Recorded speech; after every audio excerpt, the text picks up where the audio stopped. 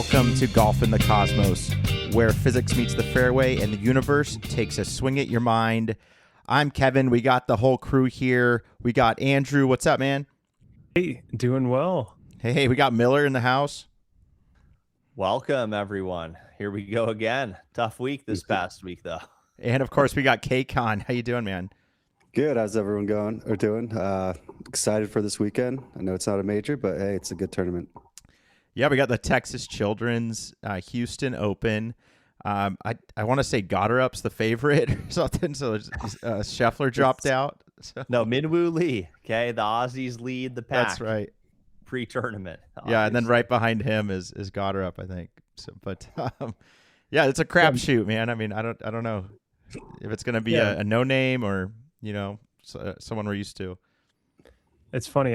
In our one and done, I picked Min Woo, not knowing he won last year, but I'm hoping for that back to back. I see it happening. Yeah, you got to stick with your gut there.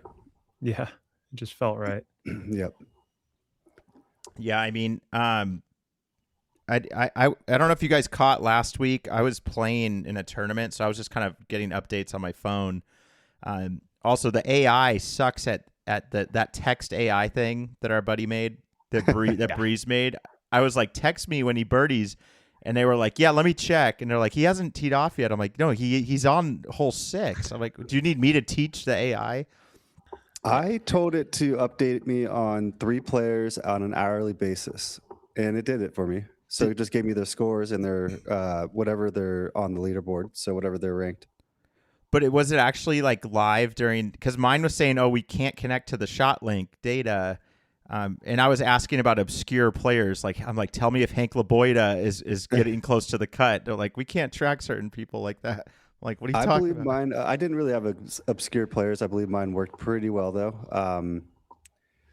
I eventually told it, "Hey, this guy doesn't tee off until 10. Please don't update me until 10 a.m." And it did that. So I think it worked pretty good for me. I haven't utilized it this week, though. The poke thing, right? Yeah. POKE. Yeah. And it did live push notifications during the match of the following players. It's beta testing, but Did it actually Did he make it or no? Hank LaBoida? Hank LaBoida or Ron Mexico? Ron Mexico did make it, yeah. Breeze made it, yeah. Oh man. Well, I think he's using some existing infrastructure, but he trained it, the agents or whatever. But I feel like he used that for his Claude bot when he was doing like mobile communications. That makes sense now. Okay. No, we'll get the link out there. It's kind of cool. I mean, if it works, like I guess it's beta. I think we test it again this week, and then we'll go from there. Yeah, I did not utilize it prior to this tournament though. Maybe I'll mess with it after this. Yeah, I feel like we gotta share this out with the audience. No, we definitely do. It's a really cool tool, and it's really the future, right? It's not the future is there's no apps. It's just like you're getting messages, with the info that you want at the time you want. That's really the way that the AI agents work, best. 100%. You gotta meet the people where they're at. We're living in group text, right? Exactly. So it's got to come to us. We don't need to go search and discover and figure it out. Deliver it to the people. Deliver on the promise of AI. Yeah. So there's one developed to give you research on delivers it on like a Tuesday night, and then the other one is more for like live tracking your kind of whatever your fantasy players or whoever you kind of have wagers on or whoever you're interested in. Honestly, but Kev, Kcon, you're saying that if someone birdied, it would actually text you. I did not ask it to say birdie. I just told it to update me the player's score on an hourly basis. Gotcha. So I did Jacob Bridgman and Jordan Spieth, and it was sending me the 2 at the same time. I'm interested more to see, because we know he's going to utilize it for his pick this week. So tomorrow we get to see who his pick is, and we can watch it. That's a good point. Yeah, we'll see. Is Mike even in the top 20? Is he holding on? Well, he missed his pick after making an AI bot to help him make a pick. Yeah, he didn't pick last week, but that was a small tournament, though. Remind me, Wednesday night, right before I go to sleep. That's very true, yeah. Yeah, so I don't know if do you guys want to get into picks? now, or touch on? I had one question for you guys. Let's touch a second on last week. Okay, so I think I want to continue on the theme of that the guys in the lead aren't closing in on the Sundays. You know, it was another somewhat collapse. Yeah, I mean, that was unbelievable. I mean, again, pretty strong lead, weak group. It was kind of a survival day. I feel like Fitzpatrick won at -10. Yeah, 10 or 11. Yeah, I was. Yeah, and I feel like Im started at -10 that day.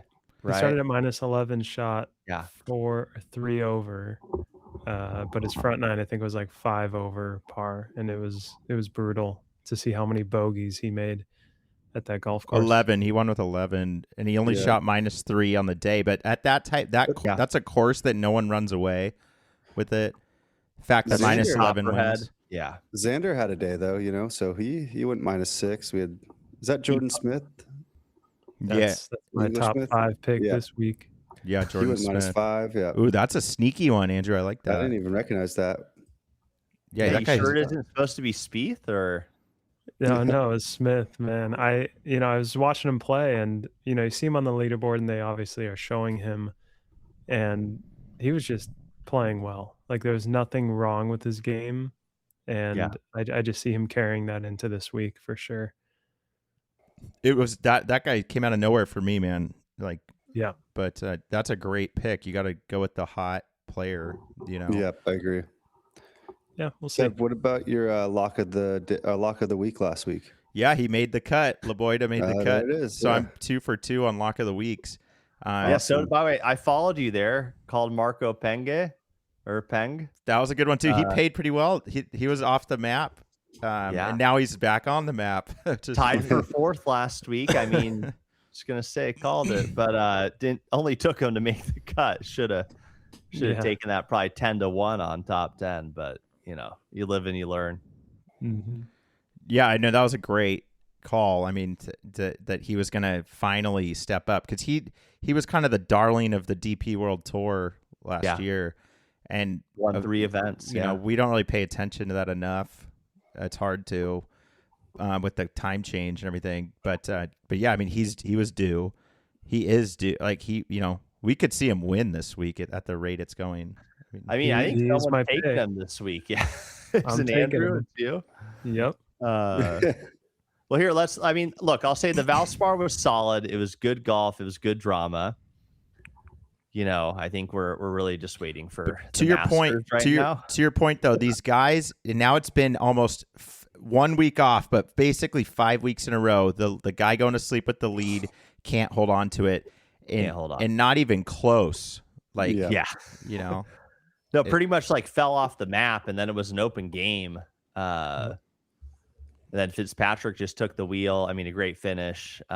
Really was due. It was nice to see him miss it, then win it. I mean, you don't, I feel like, see that week to week. Mm-hmm. But I mean, a great win by him. Oh yeah, some of the TikTok comments have been like, well, everyone else can't win on Sunday, but there's a guy named Tiger. That he like never would squander a lead. Yeah. Well, speaking of, I mean, he squandered one on Tuesday night. If you're watching the TGL, I didn't see that. Heard about that 2-2, missed a 3-foot putt, and then Max Homa whispers in his ear on the next hole like, "Hey, I think we should throw the hammer," and then they lose that hole to an eagle, and they opened up. They were open 2-0 right out the gate. They did the lava fire hole, and then they did the cave hole. I love how we call the holes these like things. These like specialty design. Even they played this like LA hole, which looked like it was through downtown. I'm like, why didn't you put it in Santa Monica? But no, I mean, I'll say this. I actually, made my father-in-law sit and watch. It's better than the NBA on a Tuesday right now. Okay, so it's something, and with Tiger there, it did make it special. Just to watch. So fun to see him play. Yeah. They need to make the volume louder on the drives, though. It was a little soft. Interesting. That's great feedback. Actually, but I just want to call that out. But I actually enjoyed it. Like Tiger, I can't. I think it was the cave hole. So the cave hole is par 5. You gotta like get it out there, and then you like do the cross of death. Tiger hit a 5-wood, 260 carry. Jeez. And I was just in awe. And look, I'll say this: they said it was a 5-wood, might have been a 3. Okay, I think it was a 3 because they also said Tommy Fleetwood was a 3-wood, and I saw an R7 mini driver. So whoever was color commentating wasn't on the ground. But no, it was good drama. I recommend you all throw it on. It was an ESPN. You can watch the replay, but just seeing Tiger back in the competitive mode was special, right? I mean, we crave that, right? As you know, Tiger loyalists. But yeah, it's quite. I mean, you know, it wasn't the NBA Finals, but it was still better than the Timberwolves versus the Jazz. You know, no, 4 years ago, I would always get up and you know, if it was a early morning or something to watch. If he was playing, I'm like, he's not, you know. And it was that year that he didn't make the cut at 2 majors, and then he like withdrew from the British or something. He made 1 cut, I think, that year of the 4 majors. But I made a point to try to watch every one of his swings because I mean, it's just, you know, it's the greatest of all time, arguably. And then now look what happens is you go like 2-3 years where you can't even watch him live. No. And then Tuesday night was a case where you could, in a kind of odd way, you know, not a traditional way, but still, he's there. No, but still, I mean, speaking of, you know, I mean, these new leagues, right? I mean, bringing golf, you know, expanding the tent, right? Expand the game or shrink the game. I know that's up there, but no, it's nice to see. I mean, it's something entertaining. I'm curious what the volume was on Kalshi, but I bet it was significant. And you know, while that's happening too, right now you have the YouTube golfers starting their own league, the Your Tour Golf, right? Is that Andrew? What was I talking to you about? YGT Your Golf Tour. I think it was Your Golf Tour. Your Golf Tour. I mean, really interesting. Yeah, Grant Horvat and the Bryan Bros have started a new tour that is the goal is to be, you know, very competitive, but also to honor and kind of keep in the innovations of golf around YouTube golf. You know, so I would expect, you know, continued, you know, everyone's super mic'd up. I feel like that's a feature of YouTube golf. It's like lots of commentary, lots of like kind of close-ups, backstories, along with competitive golf. So it's kind of an exciting idea, you know, this new tour that's starting, and they made sure to say multi-year because they want to distinguish themselves from Barstool that has the Creators Cup that's a one-time a year thing. Which Dalkey won, right? Which was really popular. Oh, good content, a lot of drama. But no, I think it's really interesting. You're starting to see golf fill out the whole week, right? I mean, obviously you have Thursday to Sunday. Now you got all the YouTube guys dropping on Fridays, TGL Monday, Tuesday. I mean, we're definitely kind of peaking in terms of golf content and prime time, or, you know, over the top. But yeah, there's no shortage of golf to watch nowadays. And I don't know, what excites me about the YGT is if it kind of gets some, you know, coverage on national media of any kind, like it's just starting to give another avenue for a fresh golfer to come out there and start winning. And you just wonder how much they'll limit the fields to just be YouTube celebrities and people who bring views in, because we all know that that's why Live did what they did. They took top names for top dollar, got the views at first, and you know, that's kind of fizzling out in my mind in terms of the national media coverage. So everything will have that initial bump like TGL, and to maintain though, I mean, the PGA Tour has been standing for so long that it's pretty hard to beat that. And these people are just finding the Wednesday, you know, I have a feeling Wednesday night or Wednesday is when they'll do the YGT stuff. I mean, look, like, I think the main thing to take away is that while the PGA has been an established, you know, tradition, best in class, best in world tour, there are learnings from their shortcomings, right? Like even Bryson winning at Live South Africa was kind of like an international moment. I mean, the guy's crying out there. I mean, I think it was quite an emotional moment for him. It was a big win. I think he did a playoff with Rahm. And I think he like put it on in 2 on a par 5. I don't know the exact distance of the hole, but international, the PGA Tour is pretty much just domestic US, right? Then they do Scottish. Is that? And then the British. Sure. Yes. Yeah. That's I mean, those are international events, but shortcomings on international, shortcomings on even allowing Wesley Bryan to play in a kind of YouTube event. By the way, he won Harbor Town, by the way, which they get like the plaid jacket. If you haven't seen it, it's kind of badass. I would love to have held that honor, but no, there's. How long did they ban him for, Chris?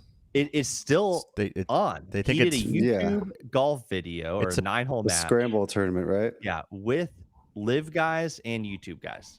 I guess the point is though is that PGA under Jay Monahan, right? Was that his name or is that yes? Jay Powell. No. It was Monahan. Yeah, the older CEO. Yeah, the PGA Tour under Jay Monahan was too rigid and allowed for kind of these things that the PGA Tour should have brought in to kind of be separated.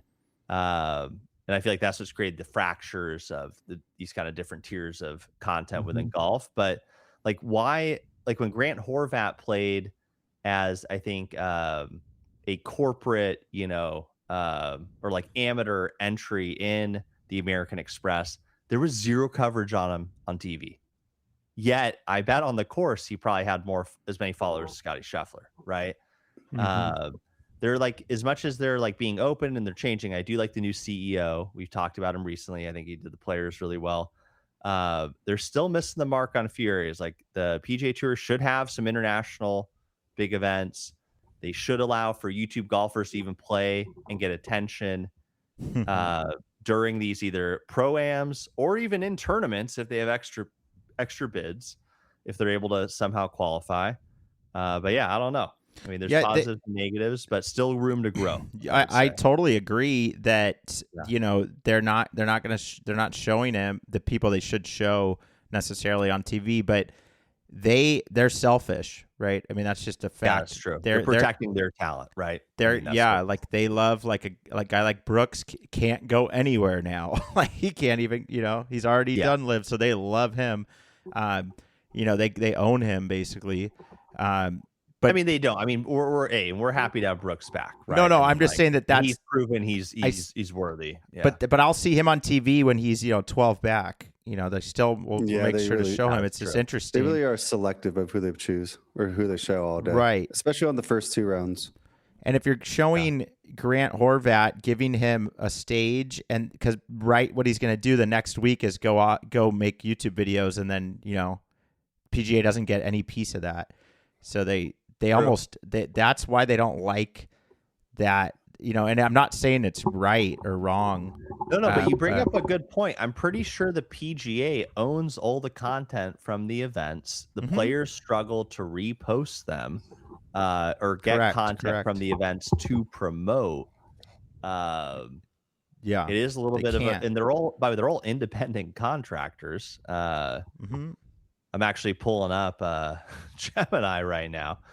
I would say Jason Day and the lads have broken ground the most, probably, where he was able to post a YouTube video of him playing Minwoo Lee at the Amex practice round. So that Rolap had to green light that this is our kind of venue right today, but you can use it for your content and you're allowed to post it, but no, hold up. So they've had the fan forward initiative to grow the game. They also have, I think, a big bonus of that. Whoever gets the most essentially like social likes or impressions. But they have ground rules for social media policies. Competition Thursday to Sunday, designated representative capture videos. The players themselves are generally prohibited from using their phones, no live streaming, no shot by shot coverage. Non-competition days, Monday through Wednesday, are more Wild West, open and relaxed. That's your Minwoo and Jason, Amex, like, you know, the lads. But yeah, I mean, now they have a creator council. Seems like they're getting better, but Yeah, I mean, it's- still some limitations. So it's definitely coming along. Yeah. You know, they're trying to catch up, but they're just, you know, it just, I think people like, you know, what me and Andrew have been doing from the USAM Tour on like hole 7. We'll post our scorecard and post a video and like just say how we're feeling. You know, and the USAM Tour reposted it like right away too. So whoever's working their social props, will keep the content coming for, you know, for them, because it's like, sweet, it's a win-win. Yeah, You it's know, free content for the tour, but the Yeah. PGA Tour is acting like they don't need it, and they just want to own all the footage and take it because they pay people to make that content, and they don't want to pay anyone else. It's just I such mean, an the old, players yeah. extra. No, it's the an real old school truth way is, of like, thinking. think of what YouTube Golf has done the past 5 years. You think if the PGA Tour allowed their players to be posting and they were kind of like dominating a social like web of content on the course, off the course, would that have even popped up? Well, I think more people would watch. I mean, people would know Scotty Scheffler a little bit more. Like, you know, the random people that don't actually watch golf, you know, like that would, if they allowed that 5 years ago and tapped into the market right at the beginning, their viewership would have gone, I think it would have expanded. Yeah. No, I think they've left the door open is my point. And if they did more on and off the course, also with the players during the round, let the players kind of like do content outside of the weekly stuff. I mean, maybe we know them better. They'd be kind of stronger characters in the PGA universe, right? And I think without that, we're getting to meet Grant Horvat, you know, loving seeing him bet with Phil Mickelson. I mean, the Bryant Bros are great. I mean, I like Short Game King. I mean, DOD King. You got now these other characters who aren't even playing on Sundays, and they're making it, you know, very interesting for us to kind of like follow along the journey. I'm waiting until someone enters a tournament with their username rather than their actual name, and we just start seeing like gamer tags. I on think the leaderboard. Dude, you got to look up Michael Block's son is Michael doing that. Block's son. Yeah, he's entering what tournament is that? But his name is like Pooty. Yeah, it's like Pooty or something. Pootycuts or something. Not the greatest Paramount movie of all time, but it's Pootycuts. Pootycuts, yeah.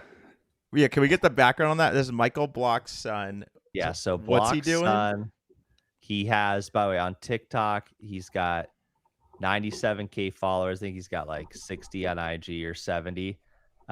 He looks like he's a stick. I mean, I've seen his swing. A stick, yeah. Kcon's played with him, right? Yeah, I played with him one time in a U.S. amateur qualifying round at Arroyo. Okay. Oh, that was the infamous round. Yeah, he was really good though. I mean, you can see it. It's there, but he was young at the time. I think he needed some maturity, but that's about it. Yeah. Again, he's got to be in his like 23, but at this point, so did he play college golf? He's learned his ways. I'm sure. I do not know that. Yeah, I'm sure. I think at that time he was still in high school. I think he was a high school senior. Yeah, so by the way, he's still chasing Q School. Oh, that's what it is. He's joining Q School under the Pootycuts name. Okay, got it. How does that even work? Like, or what is is that's his username, right? Is that what Andrew's kind of saying? Yeah, that's his. Yes, that's his it is. handle. Yeah. Yep. You just might as well go by your handle because that's true. That's how randos know you, and then they see you on a leaderboard somewhere. Okay, I mean, I didn't. That guy. Yeah, I really didn't think of it that way. Now that you say it like that, I agree with you. It's your digital more recognizable identity, and like why go by your real name right? when it's just a weird name. It is your brand, yeah. It's a weird name for a brand. Worst, I get it that it's a brand, but it's. I mean, look, it's probably it's some like just inside joke or funny thing, right? I mean, oh yeah. I'm looking at his stuff. I mean, he won on like the junior PGA qualifier, Los Robles. Like, I mean, he's definitely kind of just been on this Q School run. I'm not seeing a played in college or. But apparently he can drive 400 yards. I mean, I'm sure he's talented. He's Michael Block's son. But no, I mean, I did watch a YouTube video with him and DOD King and Michael Block, and he I mean, he was definitely crushing the ball. I mean, nearly drove like the first par 4. But no, I guess back to it, right? Like, interesting time. He's apparently on the Tour Golf. Your golf tour. YGT Tour, yeah, YGT. I guess we'll have to keep watching to see what happens. But let's get down to business. We gotta. Yeah. I just want to say just to close that out for YGT. You know I think in a perfect world for YGT we have, a Friday, or a Friday morning, and it's like, and they figure out live. Like how to really do live. They're gonna do it live. I'll bet. Yeah, and then like how I watched MLB on Netflix today. Like I just turn on Netflix. It's the first button, and it's like the YGT Open, and it's like streaming to another. They really get a big platform to push it, and it's just like boom. No, I know. I think it's not going to be live. I think they're going to release it Friday at 5:00, and it's going to be like kind of watching tape delay sports, but it's going to be dramatic, high quality, and it will be like a 2-hour YouTube video, and they'll do like that per day. I don't know. I mean, maybe they will do it live. But with 16 players, set up OBS and you're set. Yeah, with Vid Ninja. But I'm just saying, like in a perfect, I don't know. Yeah, I feel like in a perfect world, if they're trying to be competitive, it should be live because then you can like bet on it, and then. Yeah. And then on a huge streaming service, right? Don't have to search around for the link, right? Just open Amazon Prime or open Netflix. In a perfect world, that would be like full success for them. And then they're really competing with like the MLB, or whatever, all sports at that point. Has Grant Horvat ever been live though? Probably not. This is the new idea though. So I agree. I think it's interesting. I think it's a great debate. Like they have a lot of production value, obviously, when it's going through post and edited. And that's why it's like, how do you beat the PGA Tour? They're pretty damn good at going at live broadcast. I was going to mention, over the last few years, haven't you guys noticed the visualizations go from 0 to 100? Yeah, I swear, just a few years ago, we just had the TrackMan. Now we're getting these like 3D drones with the TrackMan with color. Like, I like the TrackMan with color. And now it's like it's red if it's going in the red rough. Versus green if it's going to land in the right area. Yeah, they have those TrackMans on every hole. There's like 2 of them.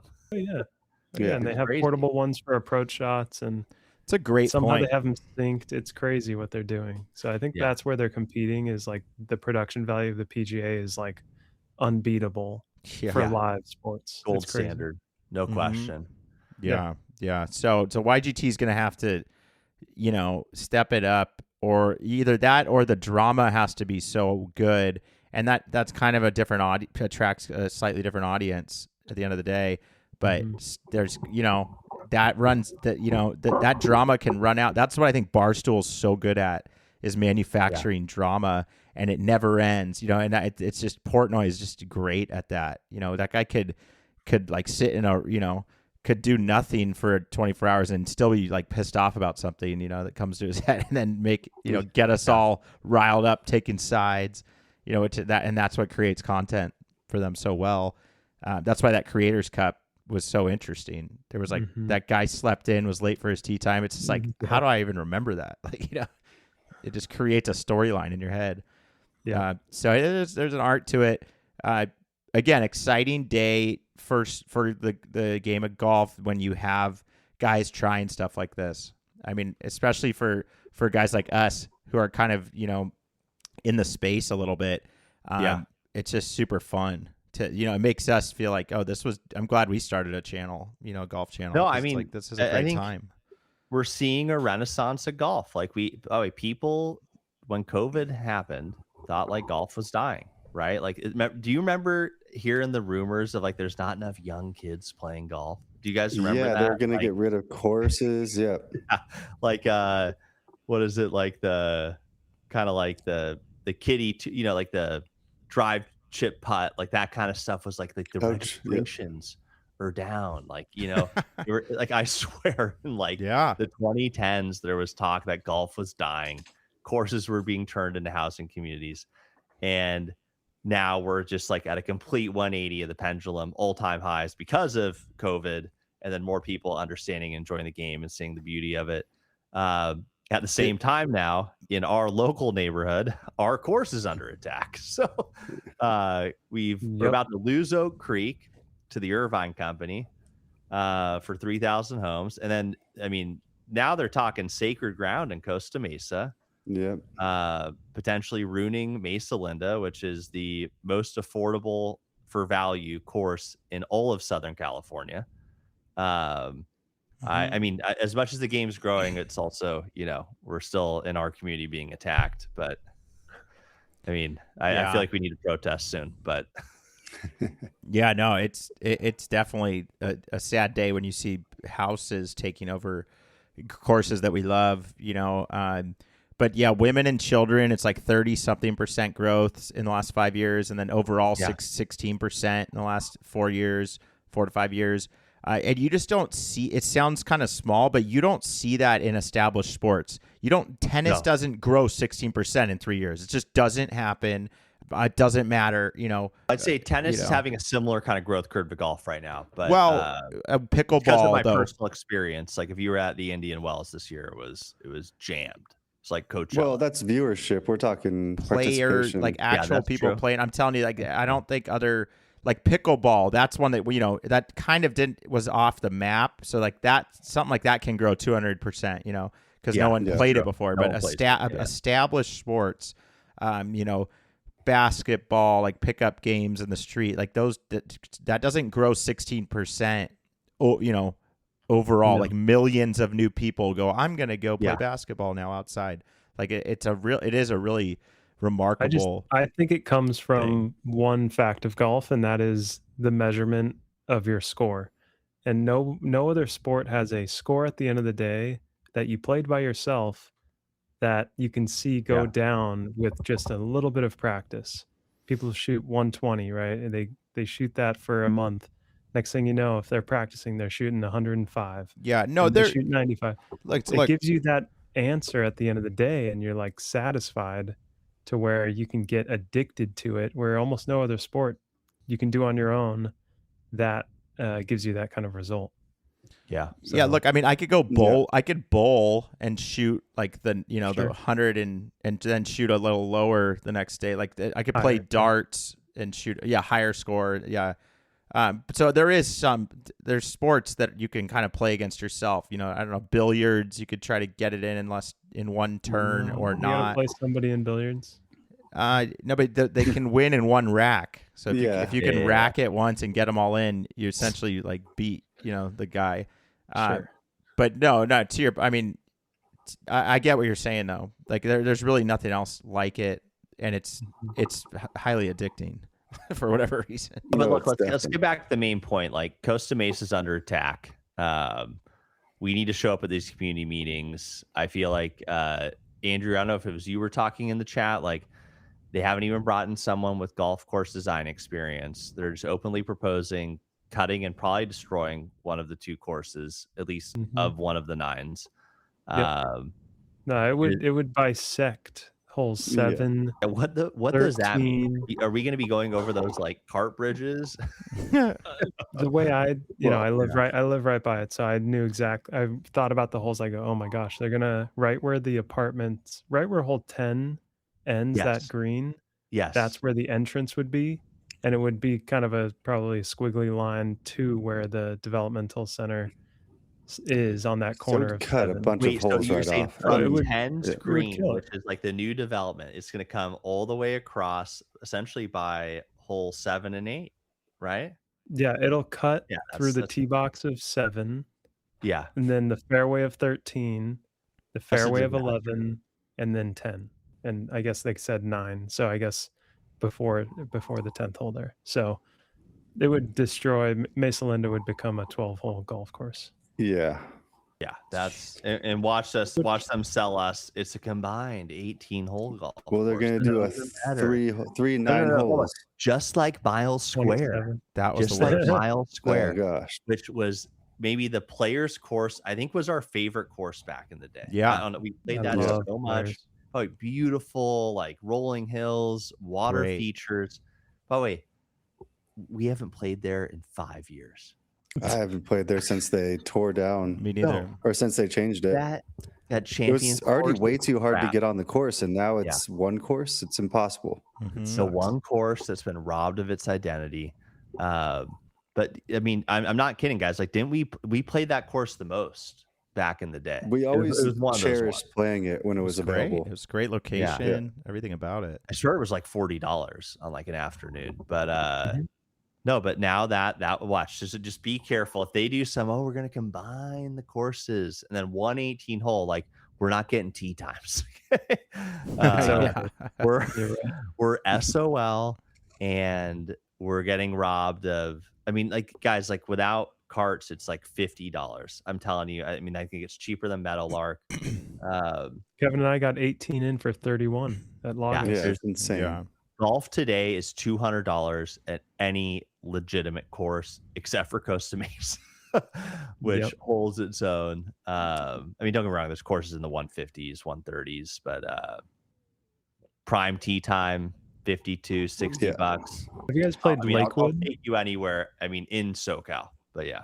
Yeah, I just don't like the 405 very much. Yeah, Lakewood is it's near Skylinks, and it's a hidden gem, I think. Really, it's like a 7,000 yard course, which is rare in this area. So it's a super fun track and challenging golf course that is reasonably priced, and it's a good alternative. But yeah, it's up to 4 or 5. I mean, it's they knocked down Costa Mesa. I'm not driving. I mean, I will, but it's like good. We're gonna be joining Aliso. I'll just bite the fee, and we'll split the monthly. That's what I mean. At this point, we're gonna have to start to figure out how to join some sort of I'm something. telling you, I think if they're gonna get rid of all the public horses, then what options do you have? There's two types of clubs. Stop playing right? the game. Yeah, like Newport's 100. These other privates, Shady, Big Canyon, you name it. They're in the 2-4 zone, right? I mean, listen, and that's then not. There's these. No, I mean that's just the top level, right? And then you get these that are more like 10, 20, maybe 30 with like 1K a month, right? That's Aliso. That's probably Dove Canyon. I think the Huntington Club. The Huntington Club. I mean, I don't know what that actually is. Is that old? That's Sea the Cliff? old Sea Cliff. Yeah, that's the old Sea Cliff. Isn't that 100K though, or no? No, some guy was telling me when I was playing with the Costa Mesa Championship, they're getting people in for like 10K. Okay, so I mean that's with low either minimums. that's junior or that's just like kind of junior membership. Yeah. Oh, so see that's different. No, I'm talking about like but that's under 40 junior. Yeah. It's not. We're all getting older, so that's just a few years Look, away. I mean, hold on, let me finish. That is in the more middle tier because that's really like 100 for true equity. Mesa Verde is now, I think, 125, was 95 a few years ago, then 1,700 a month. But I mean, these club prices are just getting high. We might need to start to lock in a deal. I know, but I think there's ones that don't own the land that cost a lot cheaper, but it's not like a piece of equity, like a stock, right? And those might be a better value for our money. Look, I mean, I know people that lived in the Midwest that are on a 100-person wait list to get rid of their equity because they moved away. So it's not like that's some like magic thing, getting equity in it. No, I agree, but in the land. If you owned Big Canyon or one of these courses 20 years ago, it's at least doubled. Now you're paying $2,500 a month or something insane, but yeah. I mean, look, we got to get to picks though. Let's do it. All right, so for Texas Children's, I'll go first. I'm gonna go for winner. I'm gonna go Koepka. He did really good last week on a hard course. He survived it, and I feel like if anyone out there has to win, it's him because he doesn't have all the qualifications. To stay on to keep his card and everything. He needs to get into like signature events still. It's not a shoo-in for him. So a win would set him up for the next, couple years at least. So if any, I think he's might be working the hardest from a different perspective, in a different sense. For fifth, top 5, I have Kitayama. He's kind of up and down, but he had earlier in the year he was pretty hot. So I saw the odds were pretty good, so I'm just kind of trusting the bookie here a little bit on this one. Is he doing too much time up in the booth though? I feel like he's calling the games half the time now. Kurt Kitayama. Yeah. Oh no, Wasn't he in the booth with Smiley? No, usually it's Keith Mitchell, right? Oh, is it Keith? Well, Or Kevin Kisner, actually. He's usually it's with Kevin him. Kisner. Never mind. That's what it is. Kill that. Keep it going. yeah. And then Marco Penge for top 10. You're my only hope. Yeah. Marco Penge is just starting to warm in to the PGA. He's going to be a star. His swing is real pretty. He's going to be, I think you'll see him in commercials and stuff if he can just get a win. But I am just doing it as top 10 to kind of protect my little bit of bankroll that I have. And then my lock of the week is the same as last week. I'm 2 for 2 on lock of the weeks. These are basically me calling cuts that pay well, pay decently. But I'm going with Hank Leboida again. It pays well again, about 1.99x. And he's looked he's solid the last few weeks. So I think he's going to grind out a made cut again. And if you want a list of people that are not going to make the cut, I could give you a long list because it's some of these bigger names are just rip it down the line right now. I want to hear who to bet against you with. Okay, give me my options. Money. First of all, generally speaking, betting on a no cut is safer if they withdraw. So I'll just tell you that from personal experience. Okay, for all the listeners out there, so you could get yourself into a little bit of trouble if you take a yes and then they withdraw because you're on an exchange. It's like the green boxes on the roulette table, right? Like there's 2 out of 38 that kind of make you hit it 50-50, but it's like 48-48, right? Keep going though. I want to hear them. I would say it's these smaller events. It's been kind of amazing the people that are dropping out. So you just never know. I just want to call out. I was really disappointed with Justin Thomas last week. Like some of these top class guys should have dominated, and it was disappointing. I don't think he's warmed up yet into the season. He started late. He shot. I know. He's been we don't need to go high too deep numbers. into him. I thought he was trending up at the right time with felt like a top 10 the week before. But here, keep going. So other people that like a Matt Kuchar, he's a great no bet. He's playing he's not playing well, but that's a big name that will still pay. So guys like that. Brian Campbell just can't make a cut. Got to keep hitting that. I'm sorry, but he hasn't even when they think he does. Patrick Rogers, it was a yes. Hank Leboida was a yes. And Blades Brown was a yes. That one paid super good. So those are the names that are kind of on the rise. I would take Blades Brown.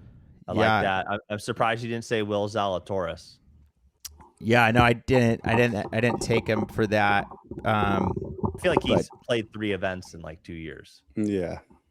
Yeah, and then Keegan Bradley's always going to be iffy. He sometimes jumps up on day 2. Let's see, who else do we have in the no? Oh yeah, Harris English. You have him as a no? Well, I'm just looking in the players. I took him as no in that one money. Yeah, I mean he's like a top 20 pick this week. Yeah, that's why it pays. This tournament they have his odds. He's 12. I'm just telling you. He finished 18th last year. I'm just telling you names of people that recently have missed. Can miss a cut. Yeah. So, so that's kind of. Eric Cole, yes, he's yes or no, but yeah, those are just the names that I've personally had. I just want to throw out there, if you don't think Adam Scott's going to make the cut, $100 straight up. I think he's playing fine golf. Yeah. All right, let's keep moving then. Nice try though. I'm gonna make an offer right? Yeah, sure. I respect that. All right, so I'm gonna go my picks from the top. Ben Griffin to win. I feel like I think he was tied for 17th last year, tied for 36th, tied for 16th, knows the course, in the range. Not the best off the tee, but good enough in terms of strokes gained on approach around green putting. I like it 55 to 1. I mean, odds on our probability 1.8%. He's kind of just picking the right top 10 guy, but I'm going to go in the tournament with him to win. Just realistic bets though that deliver. Wait, do you know what he did last? Do you know how he did at the Valspar? That's all I'm trying to. Yeah, he missed the cut. Okay, let's make sure you know that before you take it. It's fine. He missed the cut of the MasterCard. Amex. I might rethink my pick, but as of now, we're riding. Okay, it's a value pick. I think my more realistics are I'm calling Adam Scott top 5, Brooks Koepka top 10. I think Brooks Koepka. By the way, I think you said earlier, who was it? Brooks Koepka delivers this week. I feel pretty confident. And the only other one I didn't pick, which maybe I'll move back up into the winner slot, Tony Finau. I thought he played some great golf last week. Thought it was in the right direction. Actually hasn't had a bad season. Has definitely been in some mixes, but yeah, I'll pass it to you, Andrew Kcon. But I just want to I want to just jump in because you brought up the Finau. I want to just congratulate Snedeker on making the final group on a Sunday. Some of these older guys, pretty impressive. It's cool to watch. I mean, I took him as just an emotional play. Like, wouldn't it be so cool to see? Wouldn't it be a great storyline to see him? But I think it's, he had missed like the past 4 cuts or something, and he just went on a heater, and his family was in town. So I think it's one of those stories where where life's going good and you're playing good golf. Like, I really think that's what we were witnessing. And it was fun to watch him play 3 days of good golf and then try to go for the kill, and then ends up +5, and that's kind of the nature of the game, as we know. But just wanted to throw that out there for Sned. No, I love it.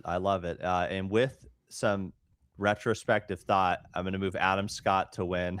Brooks Koepka top 5. Pick change. I'm going to take Sahith Theegala top 10. Okay. Whoa! We got a lot of movement. Sahith come out of it. Yeah. By the way, he's looking better, but so Griffin you're dropping. Griffin's Ben. out. Griffin got dropped. Oh wow. Research team has been fired. But yeah, we're moving Sahith up into the the calls. Appreciate the debate. wasn't much of one, but I hear yeah. All right, I'll go real quick. Yep. Number 1, Marco Penge. I think he finished well last week. I'm going to give him a chance. Not a huge field. No Scheffler. I don't think Xander's playing this week. Correct me if I'm wrong. No, but not on the list. No. I think it could be anyone this week. The course, from my memory of last year, it's like not a ton of trees, pretty open, bomb and gouge style course. So he hits it far. That shouldn't be a problem for him out there. Yeah. Top 5 is Jordan Smith. Also, he played well last week. Just thinking, hoping he plays well again, brings that into this week. And because I haven't seen him in previous weeks, I don't think he was necessarily playing every tournament, which I do think some of these guys who've been playing every week are just fatigued at this point. Like, it's been 3 months of golf, just a ton of golf for some of these guys. And then top 10, I have Sam Burns, who I was looking for last week because he won the Valspar a couple of years ago. Yeah. And I just love his swing. I think he's played 6 tournaments and already has 1.1 million in winnings, with 1 top 10 and 2 top 25s. So I just see him playing well enough to get top 10. And because he didn't play last week, he's coming in fresh and ready to roll. I like Nice. this. I love it. All right. For me, Kcon, I have winning. I have Jake Knapp. Again, smooth swing. I love watching that. He's got the good distance with this course kind of mandates here. And, just seeing a lot of the statistics, a lot of them put him into the top end of putting, which they say these greens are a little tough, a little small. They're tricky. So that to me, I feel like he's just been in the mix other than the withdrawal from being I think he had the flu 1 week, but other than that, Yeah. I think he's a pretty good call there. Brooks Koepka is my top 5 pick. I didn't want to pick him to win, but I feel like he's proven himself the past few weeks, as Kevin mentioned. And, actually one thing we didn't mention was he helped redesign this course. I forget how many years ago it was, but yeah, he redesigned this course, but he still has never played the tournament though. And so does he know like the club is I doubt it, because he's not going to know the tee boxes you go off of before the round. No, I mean, like, does he know like the management or the membership? Like, where did I see it? What an insight, Connor. Just look at, You've been coming out with some gold. Look it up, Chris. Strategy, Chris, look it up while I talk about my top 10. And then this course is 7,500 yards. Yeah, it's a long course. Par 70. Ooh-wee. Yeah. So only 2 par 5s, I think. Ooh-wee. Yeah, wow. And then I'm capping it off with Finau as my top 10. He's had some good rounds. I want to see the guy do well, and I just wanted to give him some cushion because I don't think he's going to win, but extra cushion, more I gotta add some context. Connors, your intelligence here is incredible. He acted as a player consultant for the redesigned Memorial Park. Wow. He worked with Tom Doak. We're talking about Brooks Koepka, right? Brooks Koepka. Brooks Koepka did help redesign the course. Credited with influencing the reduction of bunkers, adding more short grass around greens, and shaping the finishing stretch 15 to 18 to be more challenging. He aimed for a TPC Scottsdale vibes in the closing holes, including a drivable par 4 and a reachable par 5 to create more drama. $34 million renovation. Wow. Connors, way to bring the heat to the pod. Wow. So it's like, this guy is like the designer of the code book here. That's the inside job, right? That. Who would have thought? I did not expect that, but I mean, he's got the knowledge. He's definitely got the course knowledge. But he's still got to put together the shots. I mean, an inside job. In 2019, he redesigned this course to win it on his return to the PGA in 2026. What a storybook ending. It's like Ocean's 11. He's been planning this for years. Right. I mean, that would be incredible. It would be awesome if he becomes the culprit of his own design. Oh yeah. He gets hit with his challenging additions, which is completely possible. So. All right, well, cool.